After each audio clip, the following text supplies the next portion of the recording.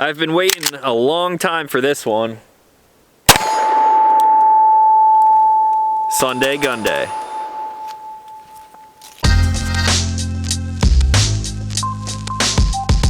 What's going on, everyone? Back with another episode of Stuff and Things, and today we're taking a look at a gun that I've literally been waiting over a year for. I first got my hands on this gun last year at SHOT Show 2018, and next week is SHOT 2019, and yes, I will be there, by the way. In the past, I made a video on a custom package from Salient Arms International known as the Strike Tier 1, and in a lot of ways that can be looked at as the predecessor to this, so the gun in question today is the Type-B from Archon Firearms. At a quick glance, the Archon Type-B might seem like just another polymer frame striker-fired 9mm to some people. Yeah, some aspects seem pretty common amongst a lot of pistols today, like the Glock standard dovetail sights, the front and rear serrations, and the double stack 15-round mags. But as soon as you get this thing in your hand, you will know that it's something a bit more than what you see on the surface. Starting with what it is known for best, the extremely low bore axis. It is actually one of the lowest bore axes on the modern pistol market. Using what the company calls their AF speed lock, you will notice a difference just from holding the gun.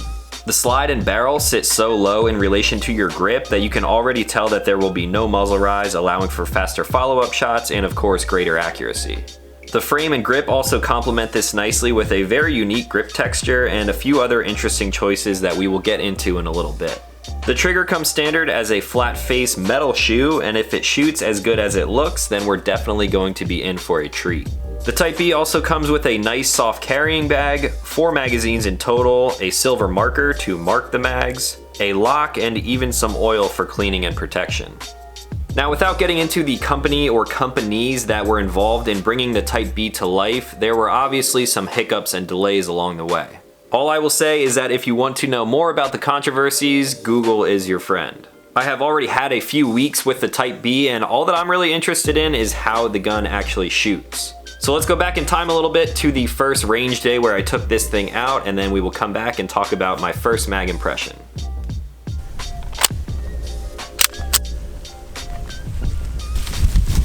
Ooh, that wind is cold.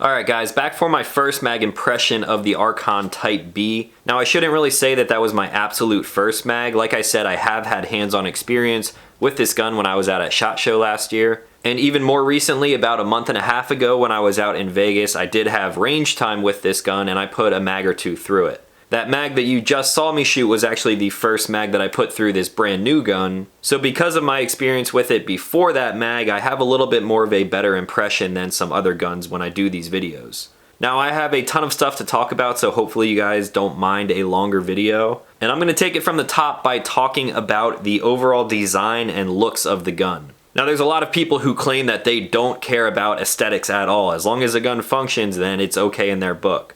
While I do agree with that, I also want the firearms that I purchase to be good looking as well. I don't want to shoot something that's super big and bulky and ugly, pink glitter Cryptek Cerakote bullshit like that. Like, obviously I don't want to shoot that gun. A lot of people, when they first see this gun, they really knock it for the overall look of it. One of the main things being the actual design of this slide with a little cutout in the top here. Other people look at this grip and they say that they don't like it just for the looks alone before they even have it in their hand. Now, if I'm being honest, when I first saw the Arsenal Strike 1, that thing did not appeal to me at all because of that notch in the front. But then once I shot it, I definitely warmed up to it almost immediately. And then after the long wait and anticipation of the Type-B coming out, when it did release, I am very happy with the way this gun looks.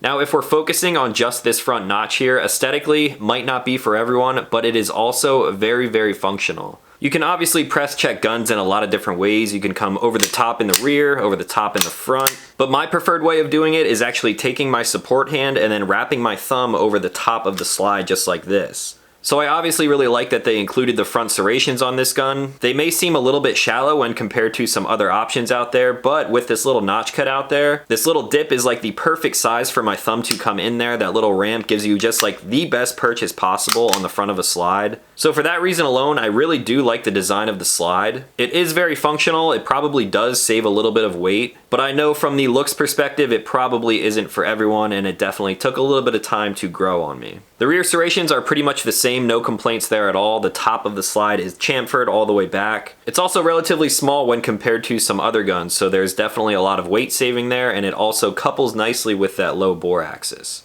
Now, another interesting design choice with this gun is obviously that AF speed lock. You will notice that if I lock the slide to the rear, that barrel is staying almost exactly parallel to the frame. Because of this, there's obviously less movement going on throughout the entire gun. And because of that design, it really cuts back on the felt recoil or muzzle rise, muzzle flip, however you want to word it. That allows you to get back on target much faster, and it will also improve accuracy just a little bit. Now, the recoil mitigation does not stop there. As soon as you put this thing in your hand, it just feels like it is going to shoot flat, like I already talked about. The grip angle does feel pretty natural for me. I don't feel like I have to move my wrist in any direction to get a nice sight picture. Speaking of the sights, I skipped over those for a reason, so we will come back to that after I shoot this gun some more. One thing to note about this frame is obviously the texturing. That is one thing that a lot of people comment on when they first see this gun. Now, there are some things that I like about this, and there are also some things that I really do not like about this. Let me bring you guys in a little closer. Now, as you can see, there is a square grid of texturing all around this gun in the front and the rear. One thing that I do like is that they include the texturing up here where your support hand thumb rides or when you're indexing your trigger finger. That is, of course, on both sides of the gun, and overall, I really like that. However, when it comes down to the actual texture and how it feels, that's where things kind of start to go away. This texturing really reminds me of the same pattern found on the Springfield XDS line. If you've ever held one of those, chances are you do not like it. I actually own one of those guns, and I put Talon grips on them almost immediately after buying it. Now, I definitely like the Type B texturing more than that. Part of the reason why I can kind of stand it a little bit more is because of the design. Each one of these squares is actually like a little triangle wedge, sort of in a shape like that. So obviously on the leading edge of that triangle is where you are going to get the best grip. Now, when I move the gun around, you can kind of see how those different angles pick up light, and you can tell that the texturing is different throughout here as opposed to over here. The same can be found around the back of the gun, and it is kind of different all over depending on what part of your hands are touching the gun. Now, this is actually a really good idea if you think about it. If I run my hand forward, there is a lot of grip in this direction. Now, coming down the front of the grip, you are getting your most traction in this area, and then it kind of wraps around at an angle. In the back, it is pretty neutral. You're going to get the same amount of traction either way. But what this is good for is that once my hand is locked onto this grip, my hand falls right where that kind of contour angle of the texture changes.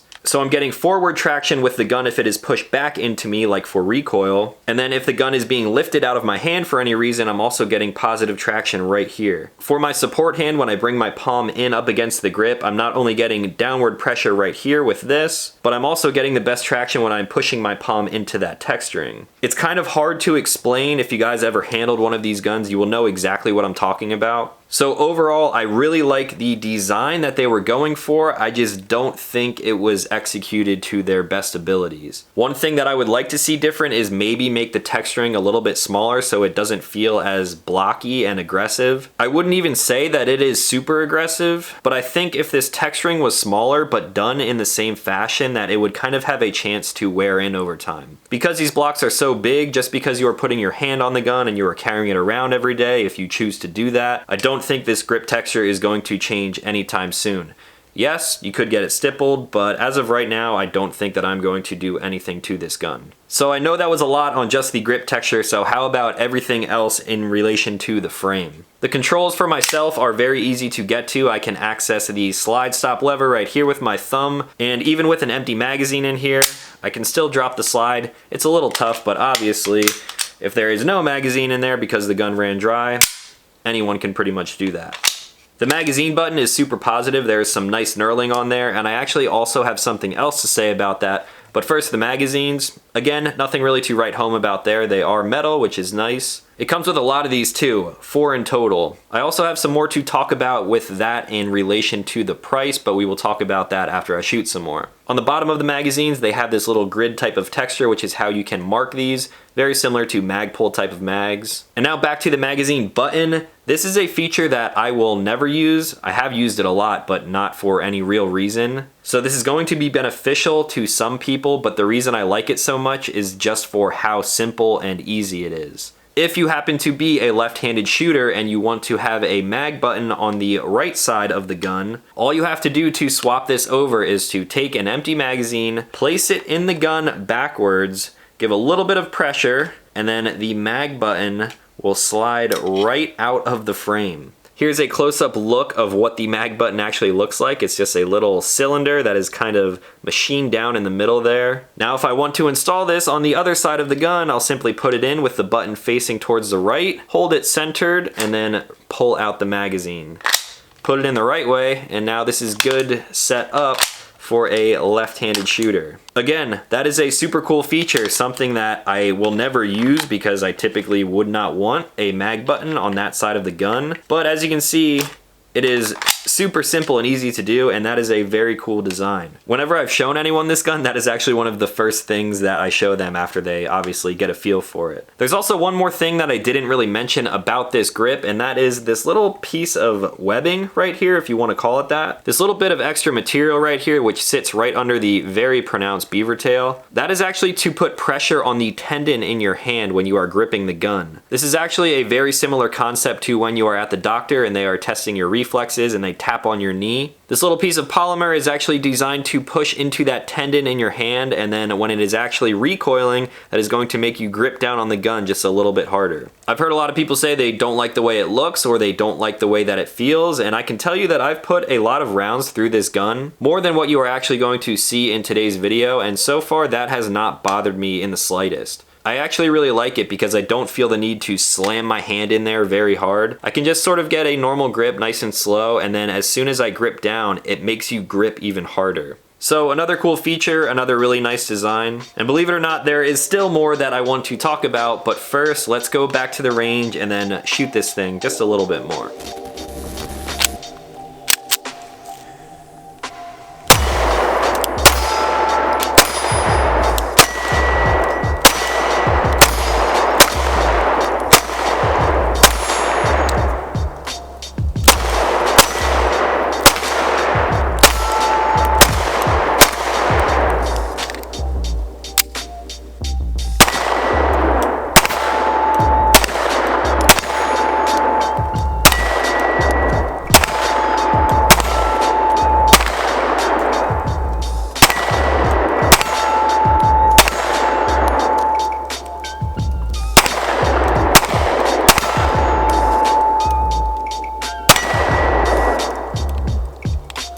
Let's test out the accuracy now, first starting at about 30 yards.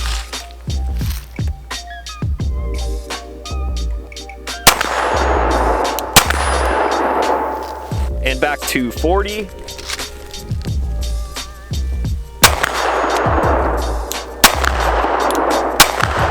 Oh. I'm rushing it. And now 50.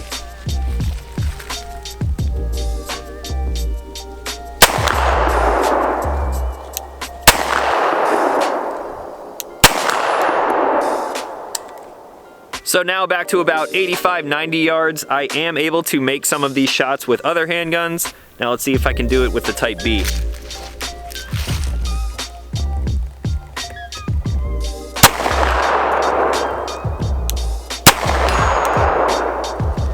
Not first try, but not too bad either.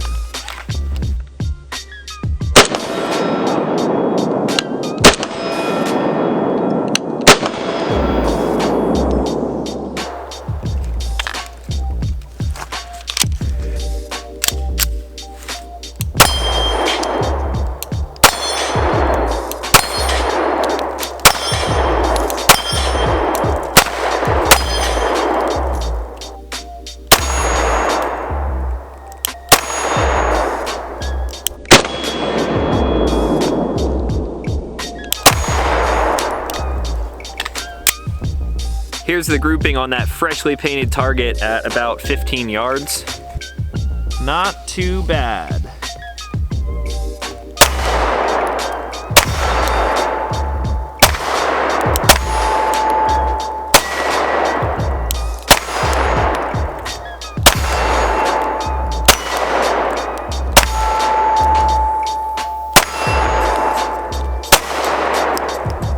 I'm rocking this Archon Type-B in a QVO, more discreet holster. It's got the wing there to put pressure and keep the grip of the gun in towards my stomach.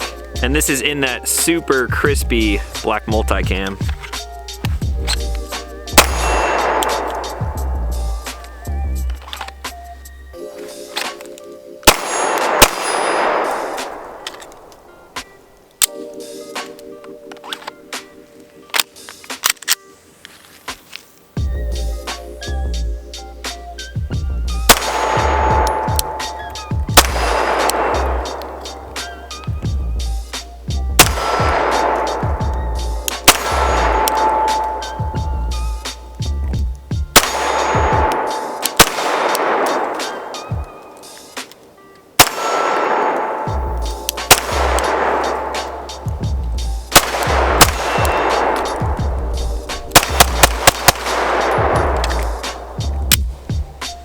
Now let's try a reload from the Neo mag in my front left pocket.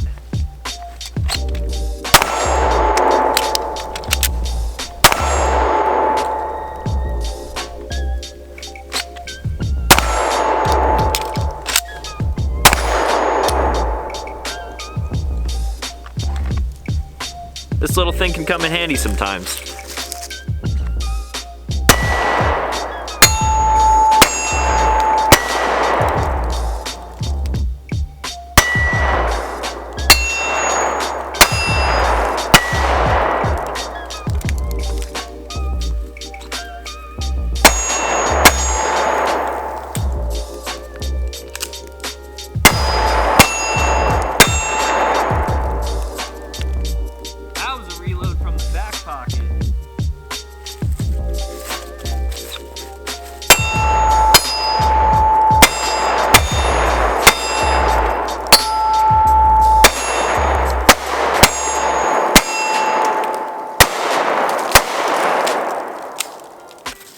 Now I'm just destroying my 2x4s.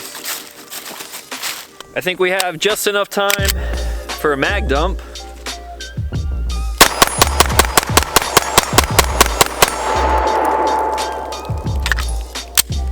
And since you guys asked nicely last time, a bonus mag.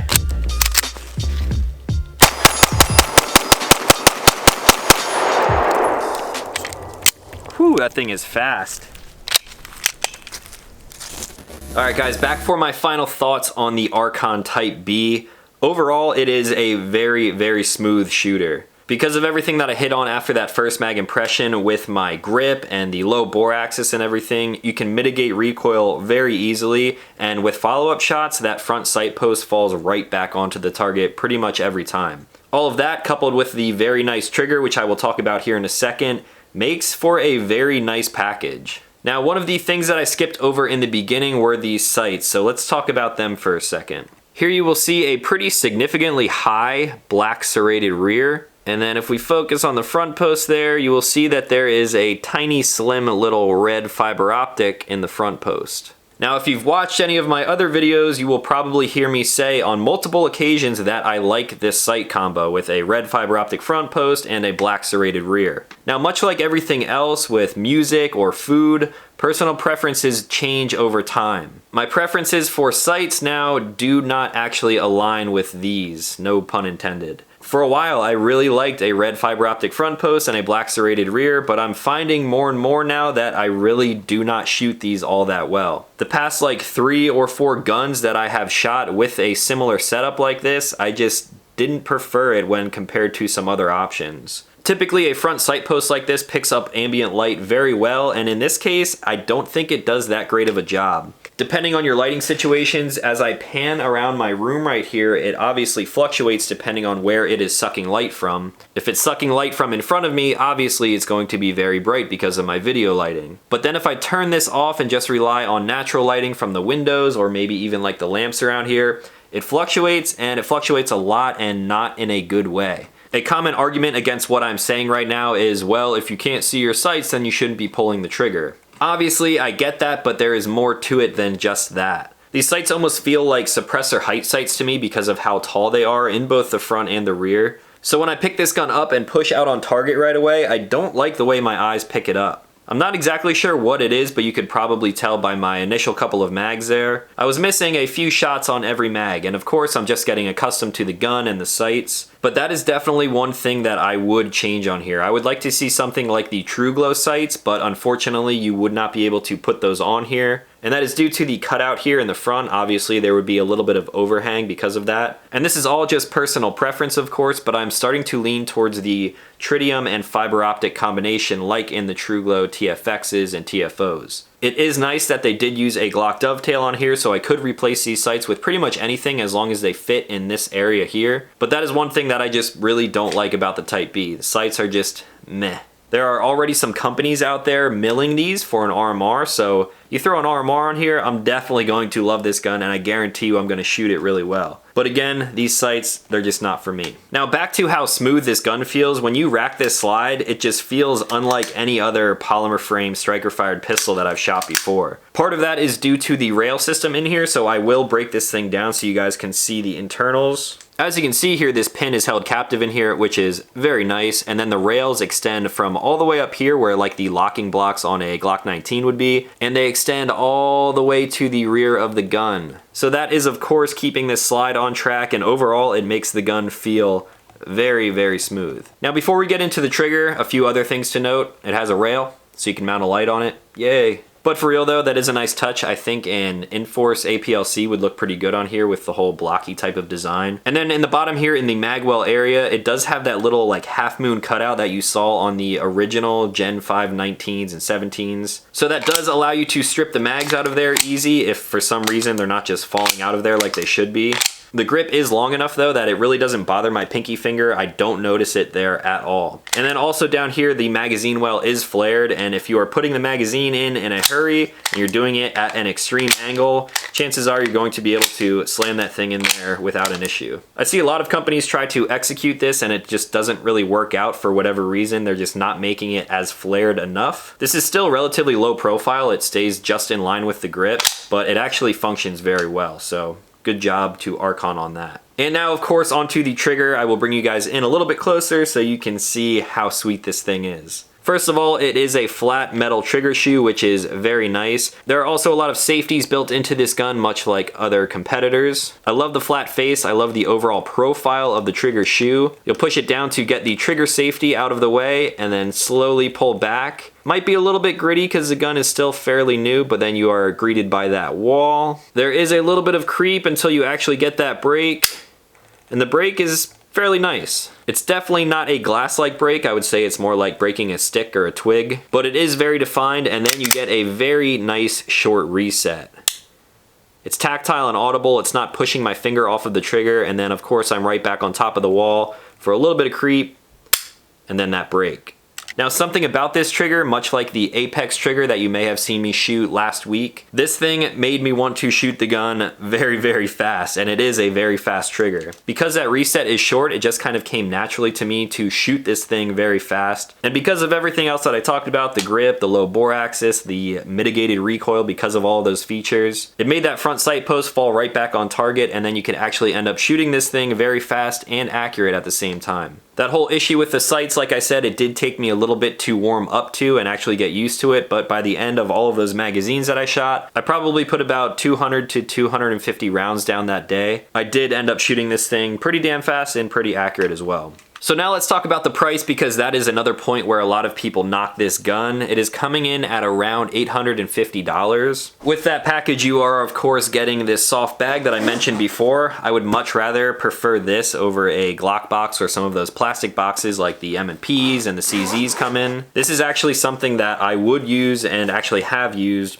and probably will continue to use as well. So like I said, you get the gun with a magazine in it, and then 3 extra magazines, a lock, a pen to write on the mags. As you can see here, I have 2, 3, and 4. And it is really important that they give you 4 magazines because these are proprietary. Let's get the comments out of the way of, does it take Glock mags though? No, it doesn't take Glock mags. You have to run the Archon magazines. So that is one con to the gun, but at the same time, they give you 4 of them, so I think it is a good value. Basically, they designed this gun so you would not have to do anything to it. A lot of people will buy a stock Glock 19 and then send it out and do all sorts of crazy framework to it and cut up the slide to have front serrations. They change up the sights, the triggers. They undercut the trigger guard. They do some stuff to the beaver tail. They just do all of these mods which end up being very expensive. And I'm not saying that's a bad thing either. I obviously do that stuff myself because it's fun. It's a hobby. I enjoy modifying things like that, and I enjoy shooting a bunch of different firearms. It seems to me like Archon basically designed the Type-B to cross off anything that you would possibly want to do to this gun aftermarket, and then just gave you everything in this really nice package with a price tag that seems very fitting in my opinion. Like I said, the only thing that I would probably do is swap out the sights because I just do not prefer this combo anymore. But other than that, the gun shot great. I can definitely give it my thumbs up of approval from my own personal opinions and preferences. I know there were people out there originally who reviewed this gun as soon as it came out and they were reporting light primer strikes and things like that. I have actually taken the Type-B out to the range with me at least 2 or 3 times since I filmed all of that range footage. So total, I probably have between 500 and 600 rounds through the gun so far, and I have not had a single light primer strike. Now, I'm obviously not slamming this thing around in the mud and doing all sorts of crazy stuff to it. I'm just shooting it for recreation. It is a really fun gun to shoot. It seems to be really reliable, and because of that, I would actually also put it into an EDC role. Here I have my super crispy QVO Mortiscrete holster, which you guys saw me running in the video. And if you decide that this is a gun that has pretty much everything that you want and you do shoot it well, I would definitely chalk this up as a win for something that you could carry for personal defense. Do not be surprised if you see this in my rotation in a future EDC update video. So anyway, that is going to be all for the Archon Type-B. If you guys have any questions at all, feel free to leave those in the comments down below, and I will try to answer as many of them as possible. I have to give a huge shout out to Panda Tactical, where I bought the Archon, and also for supplying the ammo for this episode of Stuff and Things. If you guys don't follow them on Instagram, please do that because these videos would not be possible without their help. Now, if you are new to the channel, consider clicking subscribe because I make new videos every week, and that is going to be all for today. So as always, thank you guys for watching, and I will talk to you in the next one.